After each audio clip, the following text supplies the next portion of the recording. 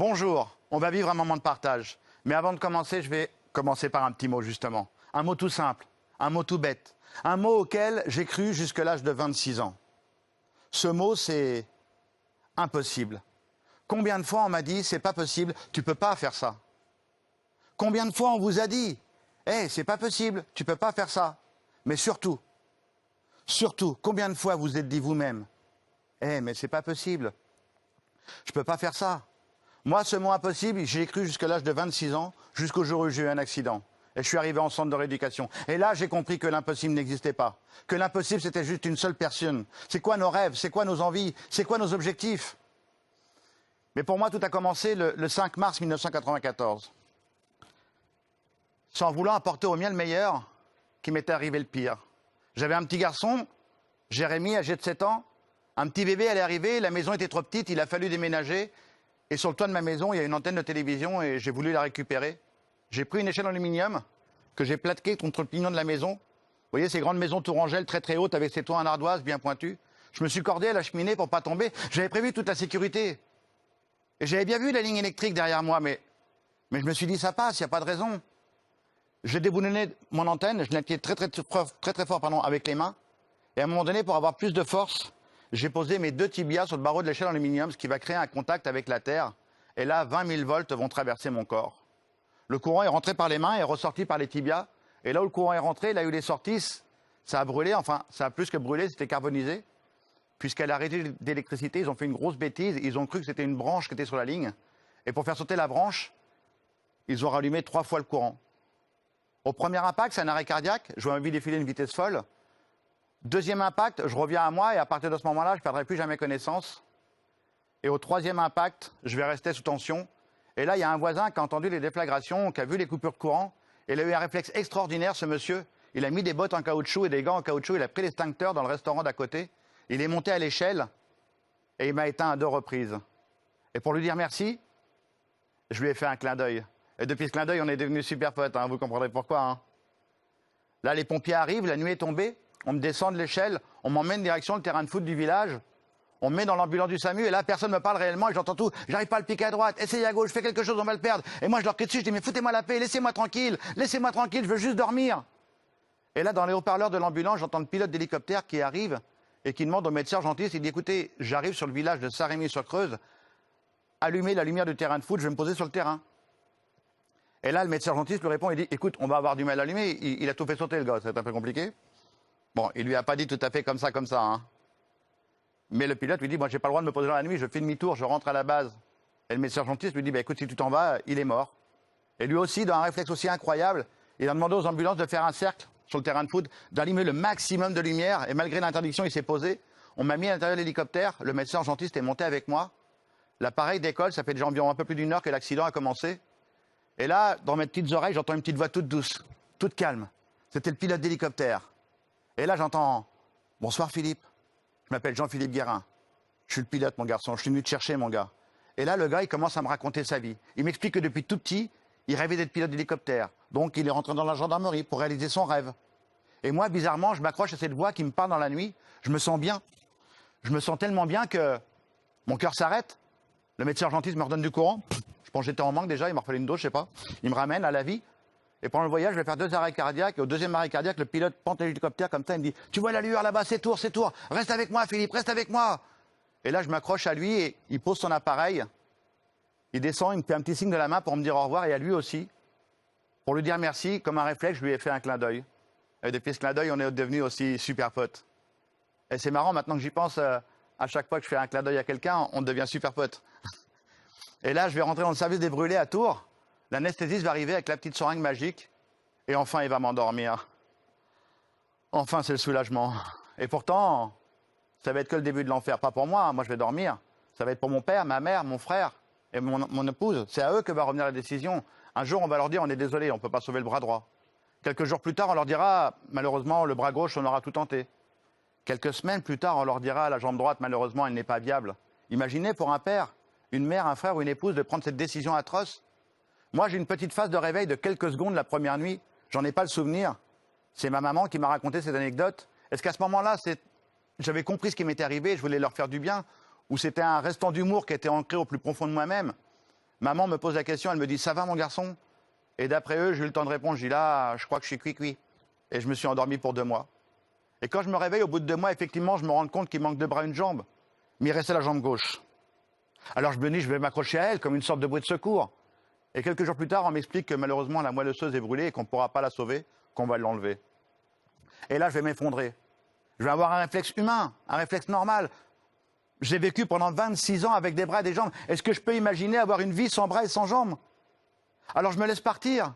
Vous savez, quand vous rentrez dans l'univers du handicap, ou qu'il vous arrive une tuile, n'importe laquelle, ce qu'on est en train de vivre aujourd'hui avec le coronavirus, on est obligé de passer par 5 phases obligatoires. La première, je crois que je viens de l'expliquer un petit peu, c'est la négation. On refuse de ce qui nous arrive, on refuse la sanction, on refuse la punition. Vous savez, avec les fameux « pourquoi ?» Pourquoi ceci? Pourquoi cela? Pourquoi?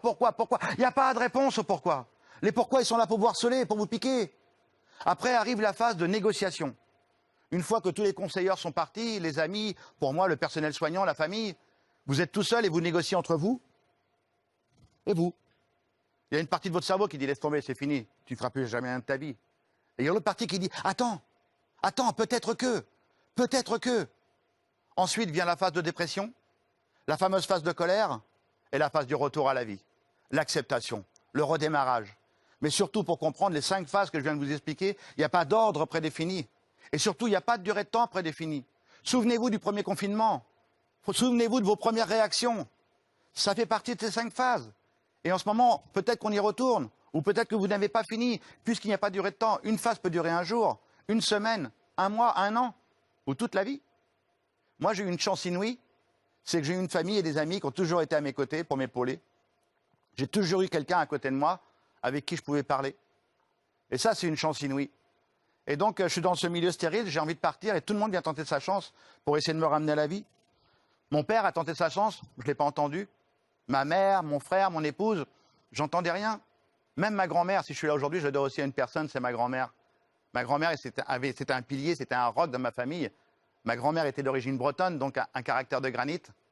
Et elle est venue derrière la vitre stérile, elle me dit « Allez mon petit garçon, je te ferai du fromage blanc et de la banane écrasée comme quand tu étais petit. » Je ne l'ai pas entendu. Et c'est un oncle de mon ex-femme qui vient tenter sa chance, lui aussi, avec sa petite phrase anodine, et qui me dit « Écoute Philippe, moi j'ai perdu mon papa très jeune. Toi, tu es encore vivant, mon garçon. Pense à Jérémy. » Et il continue sa phrase, il dit « Pense aussi à Grégory. Parce que mon petit bébé, il est né 2 mois après l'accident. Quand je me suis réveillé, quand je suis revenu au monde une nouvelle fois, mon petit bébé, il est arrivé au monde en même temps que moi. » Et là, il a la phrase qui va me ramener à la vie, il me dit « Tu crois pas que ce serait bien que tu sois là pour les guider sur le chemin de la vie, tes 2 garçons ?» Et pour moi, c'était un coup de jus, mais virtuel cette fois-ci, qui m'a ramené à la vie. Et à partir de ce moment-là, j'ai décidé de vivre. D'où le titre de mon premier livre, J'ai décidé de vivre. J'ai décidé de me battre. Et dès que mon père venait derrière la vitre stérile, « Papa, renseigne-toi, je veux les meilleurs spécialistes sur les prothèses. Papa, renseigne-toi, j'ai vu un ancien pilote de Formule 1, Philippe Streff, il est tétraplégique, papa. Il conduit une voiture, je pourrais reconduire, papa. » Il me fallait une tonne d'informations pour redémarrer, me relancer dans une nouvelle vie. Et là, je suis dans ce milieu stérile, mais avant de continuer ce parcours, il faut que je vous explique une erreur de mon père. Et certainement qu'il y en a qui vont se reconnaître à travers. Pour comprendre, mon père, c'était le chef d'entreprise de la famille. C'était le manager des amis. Mon père, il prenait des informations auprès du personnel soignant et il redistribuait de l'autre côté. C'était le tampon. Et mon père, pour me protéger, il avait dit à ma famille et mes amis, ceux qui ont le droit d'aller voir Philippe, pas de problème. Mais je veux que personne ne pleure devant lui. Je veux qu'on lui montre qu'on veut une famille forte, qu'on veut des amis soudés. S'il y en a un qui pleure devant lui, je vous préviens, ça sera entre lui et moi après. Alors imaginez, moi, derrière ma vitre stérile, sur mon lit d'hôpital, je les voyais tous passer les uns après les autres. Et les plus courageux tenaient environ 1 minute, 30 secondes maximum. Ils avaient tous envie de boire un café, boire un verre d'eau, aller fumer une cigarette. Ils allaient tous chialer un peu plus loin. Et moi, je les voyais tous passer. Je dis, il n'y en a pas un qui pleure. Bon, tout le monde s'en fout, quoi. Mais alors, ça veut dire que moi aussi, il faut que je sois fort. Ça veut dire que moi aussi, il faut que je les protège. Ça veut dire que moi aussi, il ne faut pas que je leur montre ma douleur. Le pire des poisons qui puissent exister sur la Terre, ne pas parler, ne pas communiquer, ne pas dire ce que l'on ressent. Il faut dire quand ça va bien, et il faut le dire aussi quand ça va mal. Il faut s'exprimer, on n'est pas seul. Et donc je vais rester dans ce milieu stérile à peu près 3 mois, et après je vais aller dans mon premier centre de rééducation à Paris, dans le 94, à Valenton, où là je vais rester 18 mois à réapprendre à marcher. Et quand je suis arrivé là-bas, le médecin-chef il m'a dit « Philippe, dans l'état où tu es, on pense que ton petit bébé marchera avant toi. » Et ça, vous l'avez compris, c'était pas trop le genre de bêtises qu'il fallait me dire à partir de ce moment-là. Parce qu'à partir de ce moment-là, dans ma vie, j'ai fonctionné par objectif à atteindre. Un objectif plus ou moins loin, un objectif plus ou moins dur, mais un objectif pour continuer à vivre. Et j'ai regardé ce médecin-chef, vous savez quoi? Dans 5 mois, c'est les 50 ans de mariage de mes grands-parents. Dans 5 mois, il faut que je sois debout pour ma grand-mère. Mais ça va être compliqué, mon garçon. J'avais 2 heures d'éducation le matin, 2 heures l'après-midi. Et après, j'ai demandé à Muriel, mon ex-femme, de venir avec le petit bébé. J'avais toute ma petite famille dans ma chambre pendant 3 mois. Et après, je montais dans ma chambre, je faisais abdos-dorsaux. Elle me tenait les jambes. Pendant ce temps-là, les prothésistes m'avaient fabriqué des grosses prothèses monoblocs. C'est des prothèses qui remontent jusqu'aux fesses. Elles ne sont pas faites pour marcher. Elles sont faites pour que la jambe s'habitue à une prothèse. On vous sangle sur une table et on vous remonte de quelques degrés chaque jour, tout doucement. Et un jour, j'étais sur cette table et moi, j'avais un objectif à atteindre. Je dis, ça va pas assez vite, leur truc. Et j'ai vu que le bouton était juste à côté de mon bras. Paf, j'ai appuyé sur le bouton et la table, paf, va s'élever, poum. Je suis tombé dans les pommes, je me suis fait engueuler par les kinés, mais c'était pas grave. Et 4 mois après mon arrivée, j'avais fini ma verticalisation. Je me suis mis debout comme ça. Il y a 2 kinés qui me tenaient pour pas que je tombe. J'allais faire mon premier pas, mon petit bébé était dans son landau. Je me suis penché comme ça sur la gauche, tout doucement, tout doucement, tout doucement. Et là, je suis parti vers l'avant et je fais, oh, pas. Et j'avais fait mon premier pas. J'ai fait yes. On m'a vite démonté mes prothèses pour que j'aille vite chier un bon coup dans ma chambre. Et 1 mois après, c'était les 50 ans de mariage de mes grands-parents. J'ai fait les 300 km en ambulance avec un kiné. Personne ne savait que j'arrivais. La salle des fêtes était pleine à craquer. Et là, on m'a posté comme ça devant la porte et mon père me tenait d'un côté, mon frère de l'autre. Les 2 portes se sont ouvertes et je suis rentré en marchant comme ça. Et là, je me suis arrêté. Je dis, oh zut, j'aurais dû être sponsorisé par Kleenex, moi. Et j'ai foncé vers ma grand-mère que j'ai attrapée avec mes petits bras musclés. Je lui ai fait un gros câlin. Et c'est là que j'avais réussi mon premier pari dans ma vie, marcher pour les 50 ans de mariage de mes grands-parents. Tout est possible. Mais vraiment, tout est possible. C'est quoi nos rêves? Je l'ai dit tout à l'heure. C'est quoi nos objectifs? C'est quoi nos envies? Après, je vais rester dans ce centre de rééducation 18 mois. Je vais aller dans un autre centre de rééducation à Carpape, en Bretagne, où là, j'ai rencontré mon mentor. L'homme qui a changé ma vie. L'homme qui a changé mon regard. Pour être honnête, j'avais peur. J'avais peur et j'avais honte de mon nouveau schéma corporel. Je ne savais pas comment affronter le monde extérieur. Et j'arrive dans le bureau de ce médecin-chef, le docteur Bunel, et le gars, il me dit, tu sais pisser tout seul? Je fais, waouh. On se dit pas bonjour d'abord, enfin une phrase, quoi. Bonjour, tu sais pisser tout seul, quoi. Il dit, je t'ai posé une question simple, tu sais pisser tout seul? Je dis, non, j'ai besoin d'un coup de main. Il dit, manger. Bah non, j'ai besoin d'un coup de main. Mais t'as fait quoi à Paris? Bah des prothèses, je marche, quoi. Il dit, ok, t'es là pour 3 semaines pour ton permis de conduire. Dans 3 semaines, tu auras ton permis de conduire. Dans 3 semaines, tu sauras manger seul. Dans 3 semaines, tu sauras pisser seul. Dans 3 semaines, tu sauras faire ça. J'ai plus appris en 3 semaines en autonomie qu'en 18 mois à Paris. Et surtout, dans son bureau, il y avait une porte où il y avait marqué interdit. Il m'a regardé, il m'a dit, va l'ouvrir. Et moi qui avais peur, j'étais encore tout timide à l'époque, je dis, mais pourquoi voulez-vous que j'ouvre cette porte? C'est quoi l'intérêt? C'est quoi le but? Et là, il m'a regardé, il m'a dit, parce que pour toi, aujourd'hui, mon garçon, rien n'est interdit, mon gars. Ose. Tente ta chance. Et surtout, malheureux, attends pas que les gens viennent vers toi. Va les chercher, va au-devant d'eux, demande un coup de main. Prends le coup de main, vis-le comme un moment de partage, ne le vis pas comme un moment de déshonneur. Fonce! Et depuis ce temps-là, je l'ai écouté. J'ai foncé. J'ai réalisé des aventures que personne ne croyait réalisables. Traverser la Manche à la nage le 18 septembre 2010 en 13h26 minutes. Relier les 5 continents à la nage en 100 jours avec mon camarade Arnaud Chasserie, un nageur valide, un nageur handicapé, tous les deux main dans le bras. On a relié les 5 continents à la nage. Être pilote sur le Dakar en 2017. À chaque fois, 99% des gens me disaient, mais arrête Philippe, arrête. C'est pas possible, tu vas te faire du mal. Et avec les 1% qui restaient, mon équipe et moi, on a montré aux 99% de pessimistes que tout était possible. Mais vraiment tout. Et pour vous dire, quand j'ai commencé l'histoire de cette traversée de la Manche à la nage, je faisais 20 kilos de plus qu'aujourd'hui. J'étais gras comme un petit lardon. Je connaissais personne, j'avais jamais fait sport de ma vie, j'avais 40 ans. Et un jour, sur un plateau télé comme ça, il y a une journaliste qui me dit, Philippe Croizon, c'est quoi votre prochain rêve? Et elle me dit en plein direct, alors comme ça, vous allez traverser la Manche à la nage? Et là, je dis, elle est en train de me dire quoi? Pour comprendre ce qui s'est passé sur ce plateau télé, pourquoi elle m'a posé cette question, c'est que aujourd'hui, mon mode de fonctionnement, c'est j'ai d'abord une idée. Ensuite, je prends les informations. J'ai peur, mais c'est trop tard. L'aventure est lancée. Alors que beaucoup trop de gens, malheureusement, dans notre société, ont des rêves, des envies. Mais tout de suite, en deuxième position, va arriver la peur. Avec la mauvaise question, ils vont se dire oh, « Qu'est-ce que je risque? Qu'est-ce que je vais perdre? Où est-ce que je vais? Le qu'en dira-t-on? C'est fini. » Ils s'enlèvent 80% de chances d'y aller, juste en se faisant peur en deuxième position, sans avoir les informations. Et moi, mon mode de fonctionnement, vous l'avez compris, idée, info, j'ai peur, mais l'aventure est lancée. Et donc, je suis sur ce plateau télé, et la journée, je me dis, ah, comme ça, vous avez traversé la Manche à la nage. Et là, il y a un vieux tiroir qui s'est ouvert, plein de toiles d'araignée. Mon vieux rêve qui était enfoui depuis 12 ans dans mon cerveau, parce que cette traversée de la Manche à la nage, je l'ai vue sur mon lit d'hôpital, quand je me suis réveillé 2 mois après mon accident, quand j'avais décidé de vivre pour mes 2 garçons et pour moi. Un vendredi soir, j'ai regardé la télévision et j'ai vu une jeune fille traverser la Manche à la nage. C'était la 2e Française à réussir la traversée de la Manche depuis 1875. Et moi, je ne connaissais pas encore le phénomène du dépassement de soi. Je n'avais pas encore été en centre de rééducation et je vois cette fille qui se bat contre les éléments et son équipe qui l'encourage. Allez Marion, tu vas y arriver cette fois-ci. Et je pense qu'à ce moment-là, j'ai juste oublié. J'ai juste oublié, j'étais devenu une personne handicapée. J'ai fait waouh, pourquoi pas moi un jour? Pourquoi moi je ne traverserais pas la Manche à la nage? Voilà, c'est rentré dans ma petite tête. Et c'est vrai que pendant ces 12 ans, j'en ai parlé à ma famille et mes amis, mais personne ne voulait me croire. Personne ne voulait me suivre.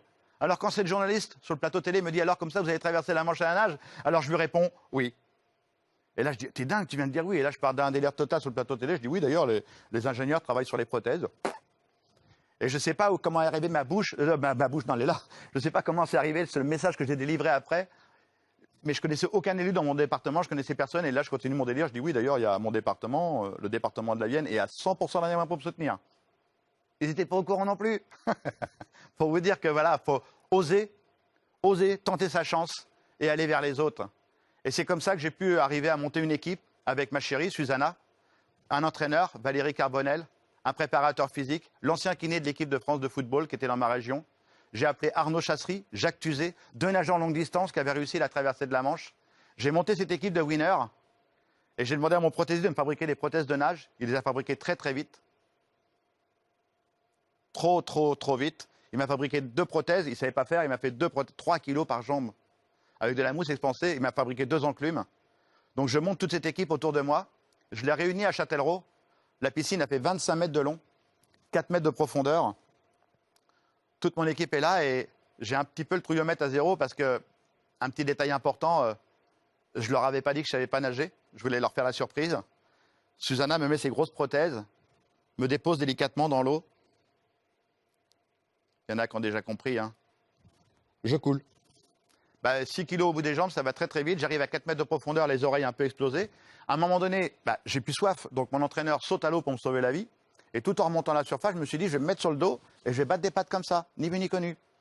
Et là, mon entraîneur, un petit peu énervé, a dit, tu fais quoi? Je dis, je nage. Elle dit, non, mets-toi sur le ventre et nage. Je dis, ouais, mais je sais pas faire. Mets-toi sur le ventre et nage. Je me suis mis sur le ventre, j'ai commencé à nager. J'avale une tasse, 2 tasses. Après, j'ai mis la tête hors de l'eau comme ça pour essayer de nager. Et j'avançais pas, je dis, ah oui, les jambes, bouge les jambes. Un pantin désarticulé, j'ai mis une éternité pour faire 25 mètres. Mon cœur voulait sortir de ma poitrine, je faisais bah. Je suis arrivé au bout de 25 mètres, j'étais là, j'étais carrément essoufflé, j'arrivais plus à respirer. Là, j'ai vu la tête de mon entraîneur qui m'a regardé, qui m'a dit, mais tu veux traverser la Manche à la nage, toi? Je dis, ouais, j'ai besoin de vous. C'est vous les professionnels, c'est à vous de m'emmener à la victoire. Et là, Valérie, elle a une phrase très très forte, elle m'a dit, écoute Philippe, tu es la dit à la télé, c'est formidable. Tu as monté une équipe, c'est extraordinaire. Mais je me dois de te laisser encore une chance, mon garçon. Rentre chez toi. C'est pas grave, personne t'en voudra, tout le monde comprendra, Philippe. Rentre chez toi. Je dis non, Valérie. Si je rentre chez moi, ça veut dire que je vais retourner dans mon canapé. Et je veux pas retourner dans mon canapé, tu m'entends? Fais-moi changer mon parcours de vie, fais-moi changer mon destin. Et moi qui connaissais rien au sport, toute l'équipe, ils m'ont regardé, ils m'ont dit, tu veux traverser dans combien de temps? Oh, je leur ai dit, dans 1 an. Je réserve mon bateau et dans 1 an, on est en Angleterre, on traverse. Et là, ils m'ont dit, 3 ans peut-être, 4 ans sûr. Et là, je leur ai dit 3 ou 4 ans, pour moi, je ne vois pas le bout du tunnel. On coupe la poire en 2, je dis, vous avez 2 ans. Vous avez 2 ans pour me transformer. Au plus fort de mon entraînement, c'était 35 heures de natation par semaine, 6 heures de gainage. Je faisais 280 km par mois de natation. Le plus clair de mon temps, c'était au lac de Saint-Cyr, près du Futuroscope. Je nageais dans le lac du début du printemps jusqu'à la fin de l'automne. Des fois, il faisait 0 degré, tombait de la neige. C'était mon ange gardien, Susanna, ma chérie, qui démontait mes prothèses de marche, mettait mes prothèses de nage, me mettait dans l'eau, me sortait de l'eau. C'est pas dur, à la maison, les enfants, ils m'appelaient Playmobil, hein, dans les histoires.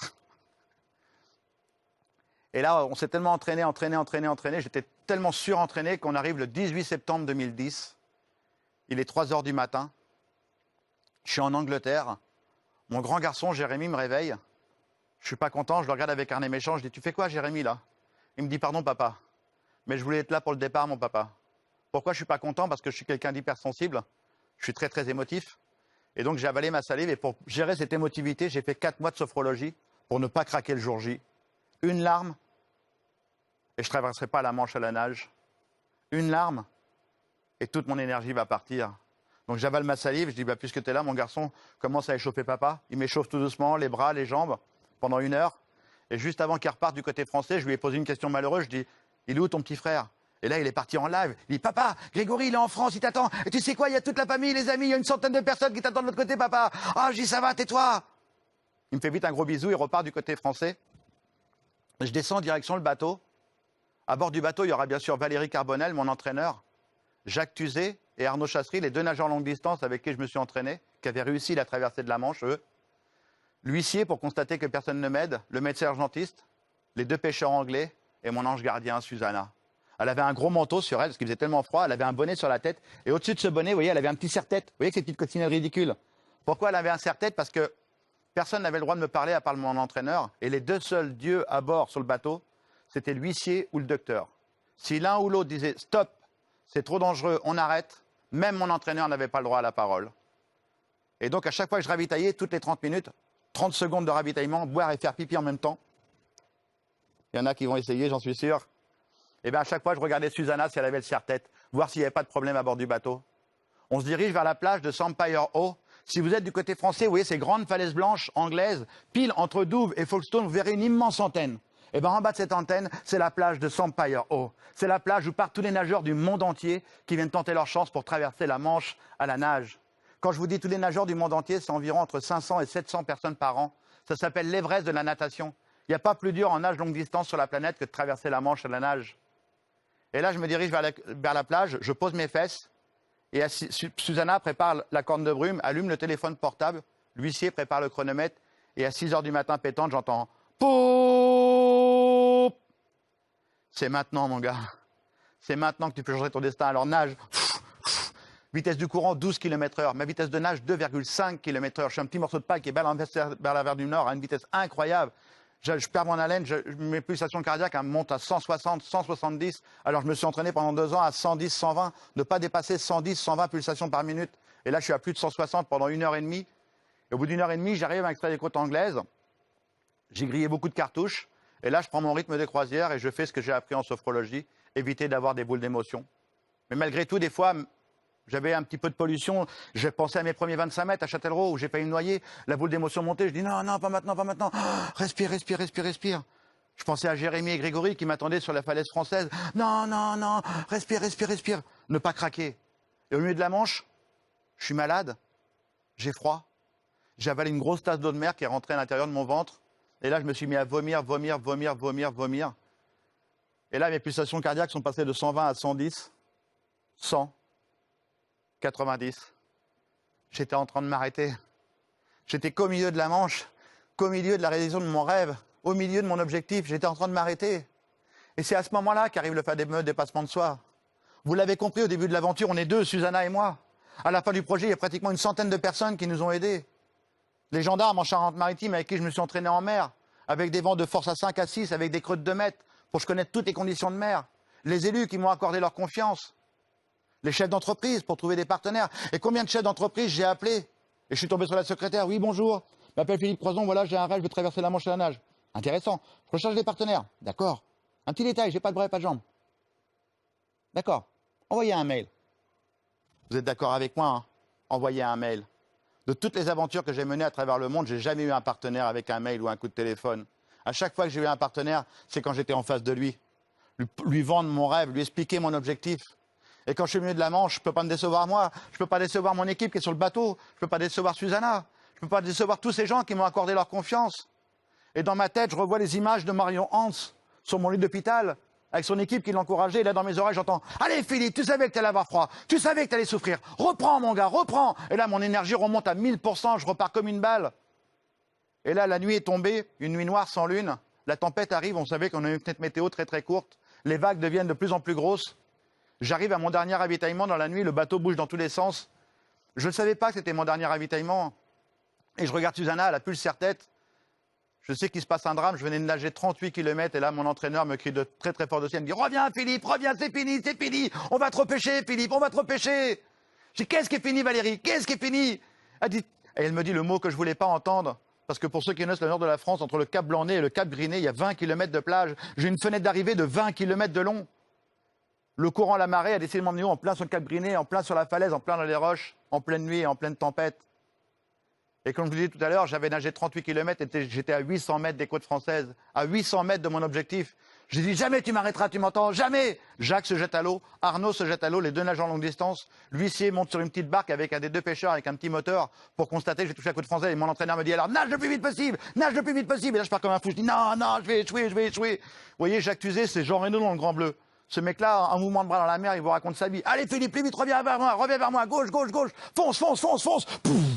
Mes pulsations cardiaques remontent à 160, 170. J'arrive plus à respirer, j'essaie de lever la tête pour le Cap Griné, je vois rien. Je suis carrément en panique dans ma tête, je vais échouer, je vais échouer, je vais échouer. Et au bout de 26 minutes, j'entends Jacques qui crie, Philippe, Philippe, je suis sur un rocher, je suis sur un rocher. J'arrête de nager, je me retourne, la vague sur tire, je fais, pouah. Ouah, je pousse un grand cri. L'huissier entend le cri, il allume sa grosse lampe torche, je fais, ouah, je suis rendu, je suis rendu, je suis rendu. Et là, je vous promets, j'avais rien pris d'hallucinogène. J'ai vu l'huissier qui a décollé vers le ciel. Sauf qu'il décollait pas vers le ciel, c'était une grosse vague monstrueuse dans la nuit noire qui fonçait sur moi pour m'éclater contre la falaise. Chose que la vague n'a pas manqué de faire. Elle m'a propulsé dans les roches. Et Jacques et Arnaud m'ont tiré un grand coup pour me sauver la vie. Ils m'ont rattrapé par les prothèses. J'avais nagé 13h26 minutes. J'étais tellement fatigué, j'avais même pas compris que j'avais fini la traversée de la Manche. Et pour terminer, mesdames, messieurs, le jour où j'ai quitté les côtes anglaises, il y avait 12 nageurs à quitter les côtes anglaises cette journée-là. On est 4 à avoir réussi sur les 12. Et moi, je suis arrivé à 21h26 à droite du Cap Griné. Pour ceux qui connaissent le Cap Griné, c'est des hectares. Il y a des champs, il y a des barbelés, il y a des moutons, il y a des parkings pour les touristes. Et moi, je suis arrivé à droite du Cap Griné. Et bien, il a fallu que, pile en même temps que moi, qu'il y ait un nageur valide qui arrive à gauche du Cap Griné. Et bien, toute ma famille, mes amis, tous ceux qui avaient fait le voyage pour découvrir mon arrivée, ils ont tous couru à gauche du Cap Griné. Tous. Sauf deux. Il y a mon grand garçon, il a pris son petit frère par la main, il dit, pour moi, papa, il n'est pas à gauche. Mon père, leur grand-père les a fâchés, il a dit, non, les enfants, vous venez avec nous, c'est trop dangereux, il y a la falaise, il y a les roches, c'est la nuit, vous venez avec nous. Jérémy s'est fâché, il dit, non, papa, je le sens, il est à droite.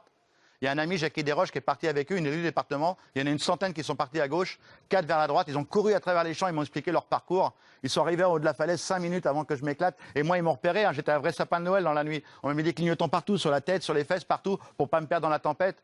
Et quand Jacques et Arnaud ont tiré un grand coup comme ça pour me sauver la vie, en haut de la falaise, je les voyais pas, il faisait trop noir et j'ai entendu « Papa, papa, t'es le plus fort du monde, on t'aime, papa !» Et là, j'avais retenu 13h26 minutes d'émotion et j'ai jeté mon masque et mon tuba, j'ai crié « Moi aussi, je vous aime, mes garçons !» Et là, je me suis senti soulevé en l'air, on m'avait repêché, on m'a mis à bord du bateau. Et là, j'ai vu Susanna en larmes dans les bras de mon entraîneur. Mon entraîneur en train de pleurer, le docteur pleurait, l'huissier pleurait. J'ai fait pleurer un huissier. Les deux pêcheurs pleuraient, tout le monde pleurait à bord du bateau. Et on repartait vers l'Angleterre, on m'a mis sur le capot moteur. Susanna s'est blottie contre moi, avec une couverture de survie. Et c'est à ce moment-là que j'ai compris. J'ai compris que j'ai pas traversé la Manche à la nage. On a traversé la Manche à la nage. Et on a réussi. Merci beaucoup. Vous voyez, je vous le disais, hein, que tout était possible, que l'impossible, c'est juste nous. C'est personne d'autre. Et pour vous, l'impossible, il en est où? À bientôt.